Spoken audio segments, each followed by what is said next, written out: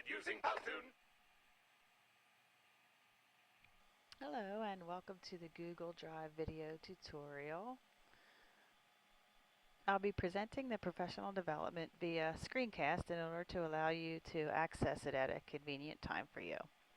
Please remember to access the questionnaire after completing the tutorial, and I will walk you through that process as well. In the video, I plan to introduce Google Drive, discussing its features with a concentration on Google Docs. My objectives include demonstrating how to access the drive, create a document within. We'll make some connections to familiar software, that being Microsoft Word. We'll use the share feature and create folders within the drive to organize your work. By the conclusion of this tutorial, I hope to have you feeling comfortable accessing and using Google Drive. Let me begin by offering some reasons as to why I am suggesting that you make use of the Drive over Microsoft Office. Number one, it's free and it has all of the features of Office and then some. Number two, it serves as a cloud storage service that you can access from any device. Number three, you can upload and store any type of file or folder, PDF, music, images, and it saves your work automatically. Number four, you can collaborate in real time and see changes as they appear. And finally, you can share files or folders and choose whether the receiver can view, edit, or comment on the documents. Let's get started. This is the sign-in page that you're familiar with.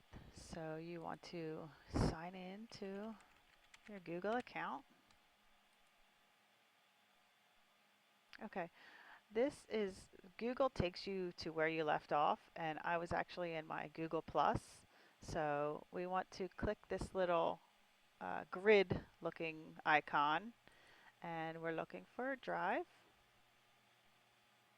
If you have not previously accessed the Drive, there will be a text version of Getting Started with Google Drive that you can check out if you're so inclined. Today we're just going to focus on creating a document within the Drive, and in order to do that you'll see this big red Create button. You can also upload a document from, let's say, Microsoft Word, and you can also continue to work and edit and make changes in that Word document. To do that, you would click this Upload button. But we are actually going to create our own document. Excuse me. So create and document. And once the document is generated, notice the similarities between Docs and Word. You have your menu bar, you have your button bar with most of the same features. This is where you would change your font, your size, your bold, italic. This is where you can insert a hyperlink, and this is where you can insert a comment. We will get back to that. You'll see your justification and your line spacing and your indents, and here you can clear all of your formatting. You should get into the habit of naming your document when you open it, and to do that you would just click here and give it a name. I'm going to call mine example, and there we go. So if you notice right here as I type into the document, you'll see it says saving, and then you'll notice that it says all changes saved in Drive. That way you can feel comfortable and confident that if your computer crashes or if you accidentally close out, that your document has been saved, so there will be no need to start all over. As with Microsoft Word, we can insert pictures and images into the document by clicking Insert and Image. The difference here is that Docs allows you to do this from multiple destinations. You can upload, you can take a snapshot if you have those capabilities, you can do it by the hyperlink, all these wonderful things here. But the best one is you can search right here, Google.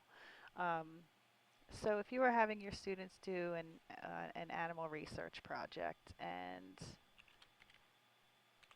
Sally was looking up a cheetah, here you can search for an image, find one you like, select it, and it's in your document. What's nice about that is you don't have to minimize your document and open up a new page and um, search the internet and copy it and paste it in. So that's a really nice feature. Another nice feature of Docs is up here located under Tools. It's the research button. So again, we can look up cheetah, and what's nice here is if you kind of mouse over one of the links, you can preview the page. So that brings you up a kind of condensed version. You can insert the link of where you found this page. And the best part is you can cite your source by clicking Cite. You'll see the little footnote come up here. And then if you look down at the bottom, you'll see the citation. Another great feature of Docs, actually all of Drive, is this share feature located up here, blue button at the top. This is where you can share a file with another student or student teacher, and you can all work together, or you can comment or just view the documentation. So when you click the share button, this is the window that you'll see. You can see the link is readily available for you to copy and maybe paste into your website or into a different document. You can here take a look at the share settings. Do you want it public on the web? Anyone with a link can view it. Okay, so you have all these different options. I'm going to just stick with specific people right now. I'm going to actually share this with myself in another email. When you click the invite people box, here you get the option now, so this person who you're sharing it with can either edit, can comment, or can view your document.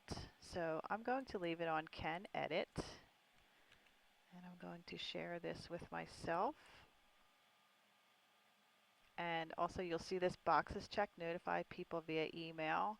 So you get the receiver gets an email notifying them that someone has shared a document with them.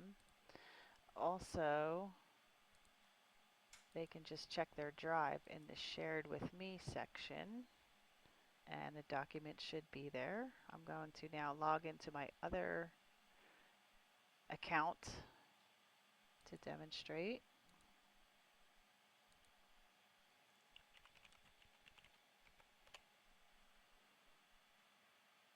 Okay, so I'm in my drive, so it's not here. So I actually have to look into incoming or shared with me.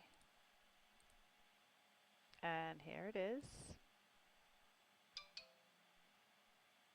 Okay, so now you'll see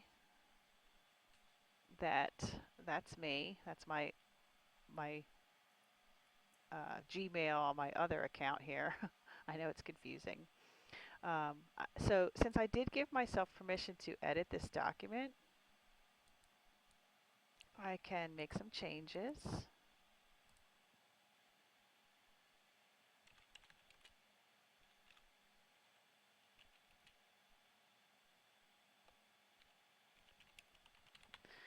Okay. Um, I can delete the picture, add a different picture right here in the document. This is a nice feature when you have a pair or a group of students working together. The collaborators can simultaneously add content to the document, so you don't have to have students sitting right next to each other. They can be across the hall or across the globe. I also want to direct your attention to the comments. I said that we would get back to that, so you can actually find your comments here, insert comment. You can use Control-Alt-M, or you can also use the comments button on the side here. So as a teacher, this is a great resource because when students turn in work, you can make some suggestions, add a comment, and then when the student accesses their document again, they'll see your suggestions. This is also where you'll want to check the revision history if you have more than one student working on a document. Um, all of their comments are kind of time and date stamped so that you can see who and when has been working on the document. Last but not least, I want to show you the feature to create a folder to organize your work. So you can go ahead and close out of this document here. And if you come back to your drive, you can create a folder. Once your folder is created, you can take a piece of work and drag it right into your folder. A great way to keep yourself organized. Okay, one last thing I want to show you. Let's say a student has begun a project in school online, has a computer at home but no internet capabilities. They can still make revisions to their document, and then when they come back to school and log on to their drive, it automatically updates. To do that, you will click over here into the cogwheel, which is your settings, and just click the offline and done.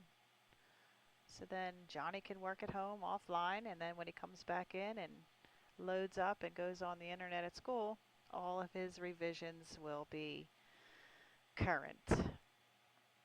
Okay, I think that concludes my tutorial. I hope that you've learned a little bit of something about Google Drive. And now I will quickly walk you through how to access the questionnaire. So I'll take you over to my web page. And it's located under Professional Development. Here you'll see this screencast, and then there is the questionnaire. If you would be so kind, fill that out, submit that. I would be much appreciative. Thanks.